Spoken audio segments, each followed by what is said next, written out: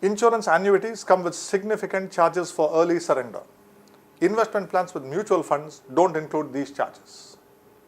Compared to the significant charges for early surrender means if you have got a 30-year plan, 10 years later also they'll be charging you in many cases. Mutual funds, certain funds like equity funds, balanced funds do have an exit load.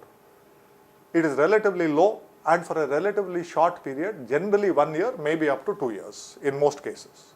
From the financial year 2005-06 onwards, Section 80C of the Income Tax Act 1961 provides a marvelous opportunity to build a tax-advantaged retirement fund of up to, that's with effect from 14-15, 1.5 lakhs per annum using, among other things, PPF and ELSS. So the Section C is a very good incentive to save, especially save for the long term, save for retirement. And right now, if you save up to 1.5 lakhs in a basket of approved investments, that 1.5 lakhs is exempt from taxable income. But the important thing to remember is, while the income tax exemption under ELSS may be a sweetener, it should be borne in mind that a retirement fund is of vital importance in its own right and must be started whether or not there is a tax benefit attached to it.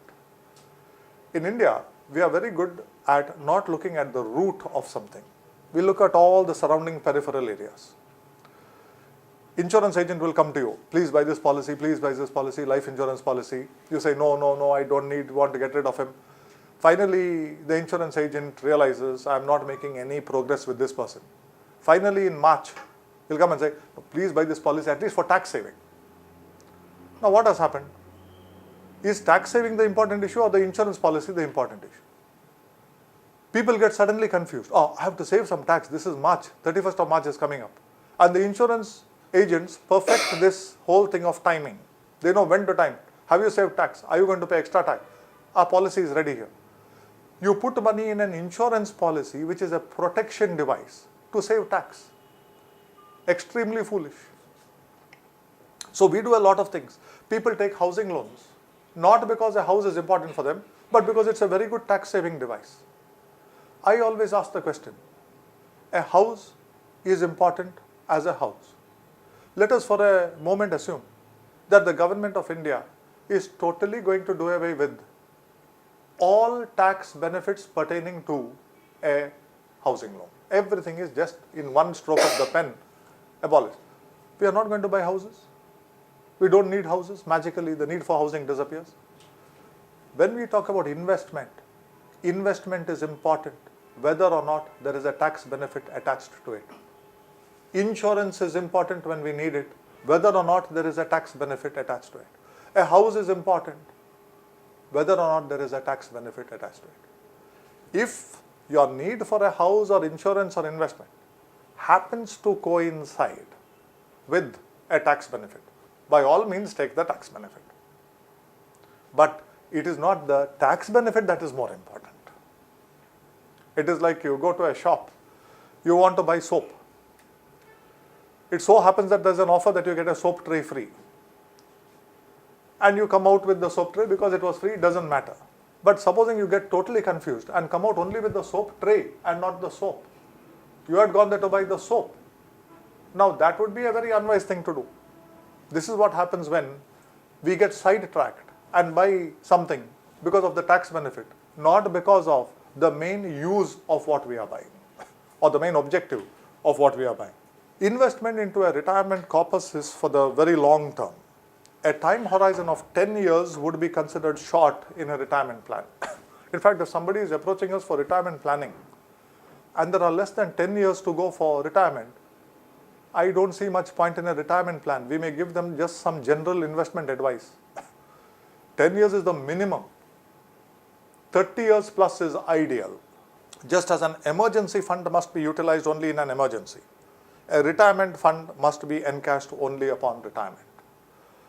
Who are the most successful investors that I have seen? Are they the most highly qualified? Are they the most highly experienced? No.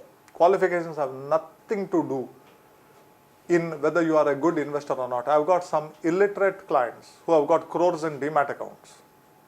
They still can't sign their name. They use thumb impression. They know how to invest. Educational qualifications are nothing. What is important is a certain clarity. Are we clear about our thinking where investment is concerned? People establish an emergency fund because we tell them to. From that emergency fund, they will withdraw money to pay for a social function, to take a foreign trip. When we talk about an emergency fund, a withdrawal from an emergency fund can be made only if there is some occurrence that can be clearly termed as an emergency, not for any other reason. A retirement fund, if I have to even look at it to see how much I can withdraw from it, and what is my withdrawal strategy, I can do so only when I'm not just retired, but after retirement, if I took some other consultancy, that also is over, and from now, from my ability to work and earn, I am earning nothing. All my earnings have come to zero. Now I can tap into my retirement fund. We have to be very clear about this. Every investment has an objective. So that brings me to something called the sacred areas of a financial plan. There are some areas that are so important that we refer to them as virtually sacred. The first is insurance. If I need it, I must have it, whether it is life, health or property.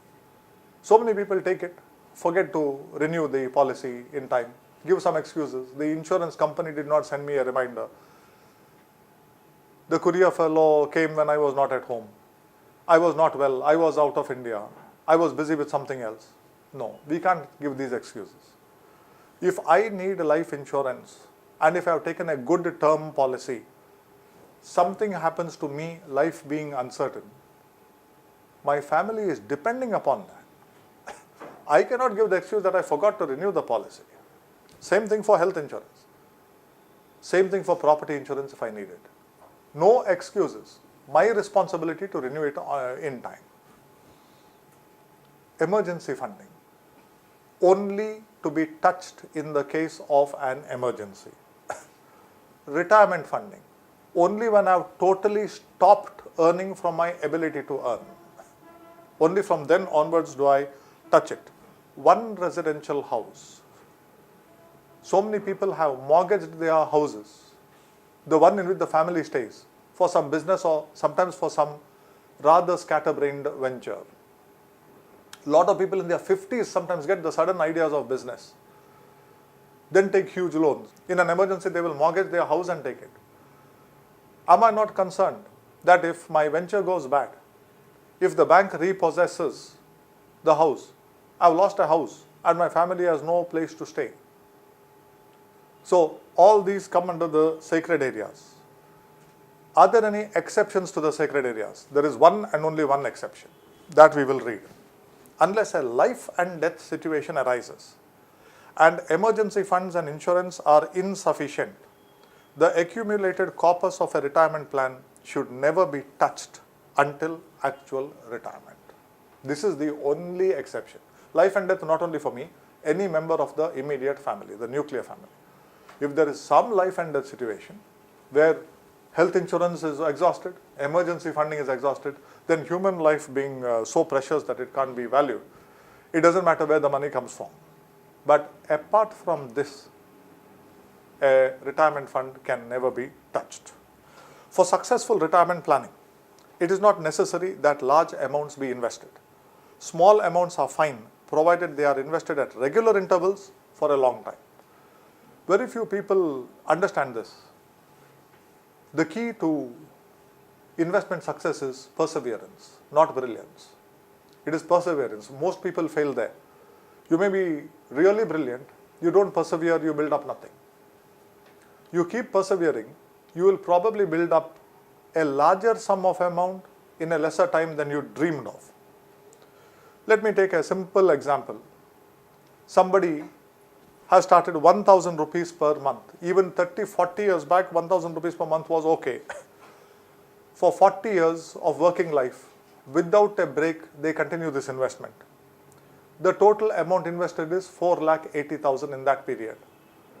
We have taken a very humble rate of return of 12% because your BSE Sensex has given 15% odd compounded. We will not take that. We will take 12%.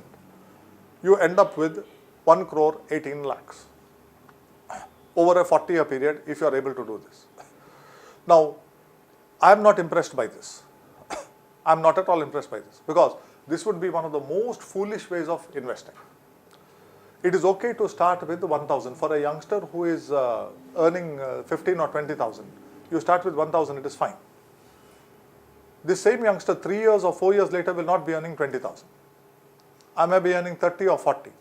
Every 3 years or so, we have to see whether we can slightly increase this. 1,000 becoming 2,000, then slowly 2,000 becoming 3,000. Need not jump in a retirement plan from 1,000 to 5,000. Never do that. What we have to try to do is slowly increase it. Once we increase it, we have to hold it to that level till retirement. Then increase a little more, hold it to that level. It should be that comfortable. So, with a 1,000 rupees, with a long time, the trick here is perseverance. When you see it on one slide, it looks so simple and nice. 40 years is a huge time horizon. How many people forget to keep that money when that SIP thing comes into their in the bank account? How many people SIP expires, they forget to renew it? Or they get careless with something else. The question I have asked already, what if you periodically increase the monthly investment by just a little? In fact, in the United States, they have some beautiful plans where you, as an employee of a corporation, can not only invest, you can invest in the funds of your choice, you can give an instruction to your company to invest there. And there is a beautiful plan which I really hope comes to India called the Save More Tomorrow plan. What is the Save More Tomorrow plan? I am now earning $3,000 per month, let's say $36,000. Now after a couple of years I get an increment. 3,000 becomes $3,500 per month. With this $500, the moment I get the increment, I give the employer a standing instruction right at the beginning of my employment. A certain percentage of my increment should be used to go into my investments. Okay, let us say out of $500, some 20%. Automatically, if I were saving something like $400, now the $400 becomes $500 per month. Save More Tomorrow plan. I am not even aware of it. So for me, when it comes, the increment is only $400, not $500. Why? $100 has already gone into my investment without my knowing.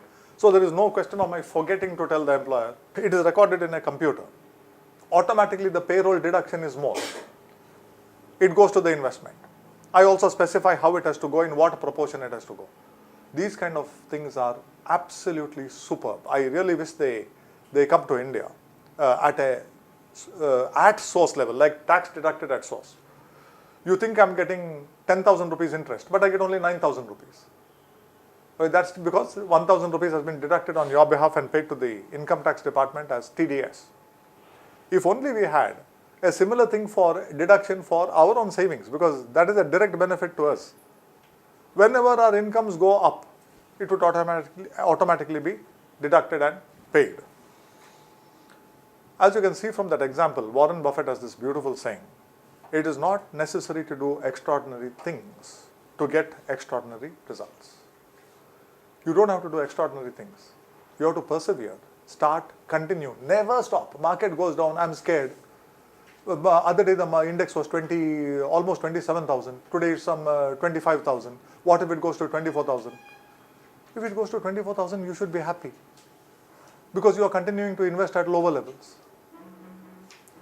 A client had come to me the other day. 1 year I have done an SIP in an equity fund.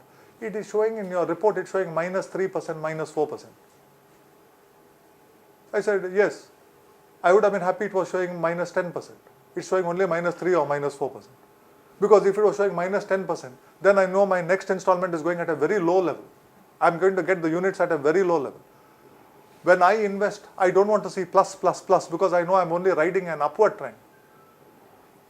My investment is going to give me results based on how low the prices were when I purchased them, not how high the prices were. If you ever have a 5 or 10 year SIP, where they will give you the return of each line, that is each installment. Actually, we talk about it as SIP. What is an SIP? An SIP is various new investments. So if you have done a 10-year SIP in an equity fund, it means 120 distinct investments at regular intervals. You must try to study these, and you will see that the highest returns in 10 years' time was on the installments that went in at the lowest rates, not at the highest rates. That is a tremendous education. If you can get a report from some of the websites or others, even a 10-year period, in a 5-year period, your 10-year period is even better. When you can see NAV was purchased at the lowest level, that is what added rocket fuel to your returns. Very few of us do that exercise. It's not necessary to do extraordinary things to get extraordinary results. You do not have to start out with a lot of money. What you want to do is end up with a lot of money. This is important in retirement. And Benjamin Franklin, once again, he says this beautifully: human felicity, that is human happiness, is produced not so much by great pieces of good fortune that seldom happen, but as by little advantages that occur every day. Great pieces of good fortune is like, okay, somebody leaves me a huge inheritance, or I win a lottery. Seldom happen. But every day we have got a few little advantages. That's why one of the best schemes that was ever formulated for investing is nothing but a scheme that originated in this very district called the Pygmy Deposit Scheme. Little advantages that happen every day. A pygmy deposit agent would come to a businessman, some shopkeeper, some wholesaler. Wholesaler may not even see whatever is in the cash till a little bits of 25 rupees, 50 rupees, 100 rupees in today's terms. In the olden days, even coins were accepted. It's a real pygmy investment. But please note, it is not done on a monthly basis. It is done on a daily basis. If you say when the pygmy depositor comes daily, one day you say, oh, today I have nothing, I can't give you anything. He'll get very annoyed. Why? I'm making the effort to come here, visit your place every day to collect. You are saying you're giving me nothing. My time is being wasted. You're doing it on a daily basis. Very few things better than that. William Bernstein, probably the most relevant definition of risk is the likelihood of running out of money. All these MBA and other textbooks give you all nonsensical definitions of risk. The truly great authors, they look at risk totally differently. Risk does not mean, oh, my equity portfolio was 20 lakhs. Now it is 17 lakhs. I'm sitting and crying. That is not risk. That is expected. It is the job of the stock market to jump up and down and grow in the long term. It is my job to see that the daily price fluctuations do not affect my blood pressure. So the market is doing its job. Am I doing my job? These are the questions that I ask. What William Bernstein says is, what is risk? The most relevant definition of risk is the likelihood of running out of money. My lifespan is 88 years. I'm running out of money at 75 years. I've got health issues. Is somebody going to give a 75-year-old a job? That's called the retirement trap. Charles Ellis, risk is not having the money you need when you need it. You see how they look at risk totally differently. It's not that I lost so much, I gained so much. Burton Malkiel, the risk in old age is not of premature death. Death solves problems. The risk is that you will live too long and outlive your assets. When Burton Malkiel looks at risk, he is looking at it in the context of whether our financial assets will take care of us during our lifetime. Will the assets exhaust themselves before our lifespan? Or will we have assets left over after comfortably taking care of our needs during our lifetime? And the unfortunate circumstance of running out of assets during our lifetime is what he terms as risk. Now, one other thing that we are very good at, especially in these countries, procrastination, putting off things. Today, tomorrow, day after tomorrow. In retirement planning, starting early is best. If you have not done it, you have to start now. Not tomorrow, it is now. beautiful Chinese proverb once again. The best time to plant a tree was 20 years ago. The second best time is now.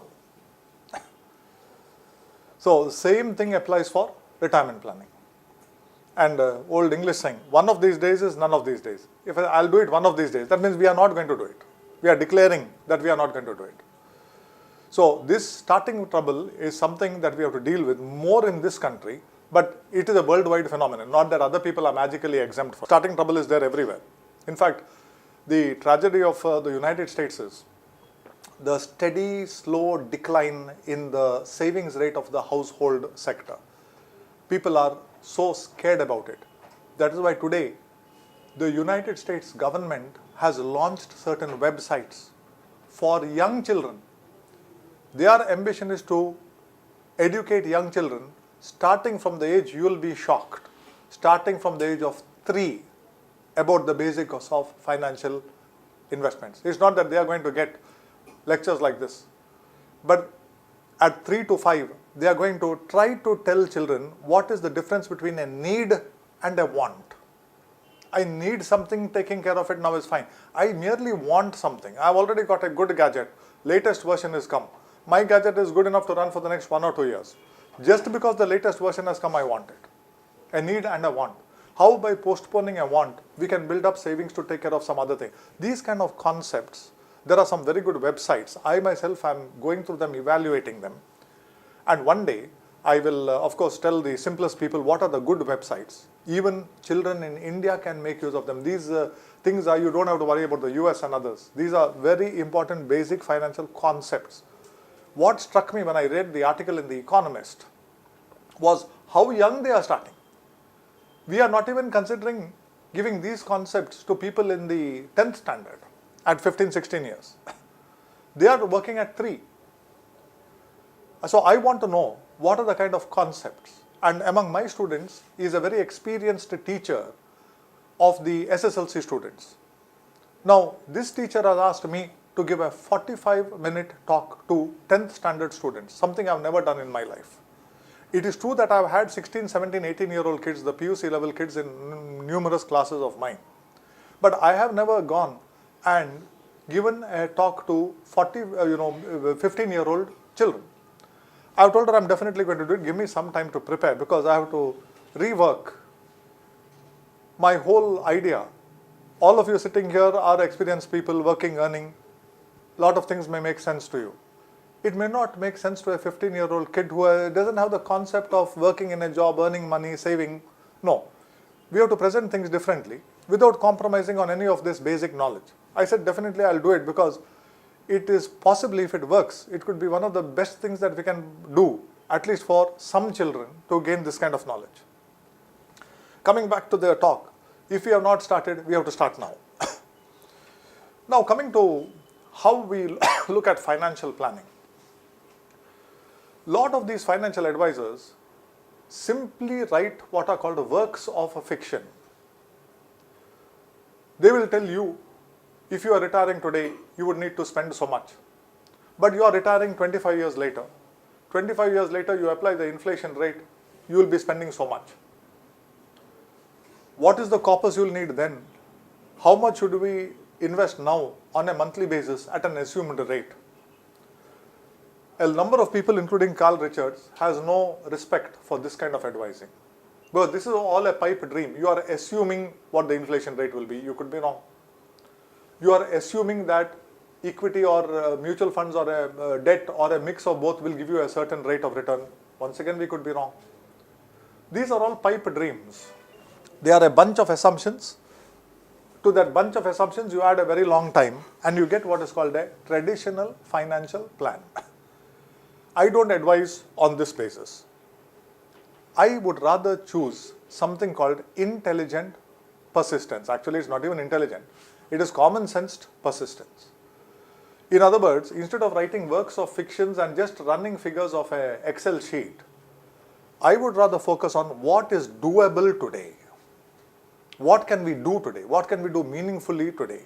How much can we invest today? How much should we invest today based on our income, based on our expense? A simple thing would be, what am I earning? What am I spending?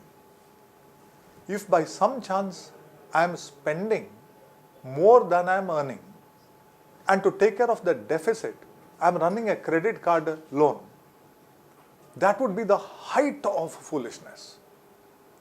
Our first task there is to stop that. I am spending more than I am earning. Get first the spending down to the earning level. Then get it down further to the earning level, or slightly increase the earning level while at the same time taking care of the spending levels.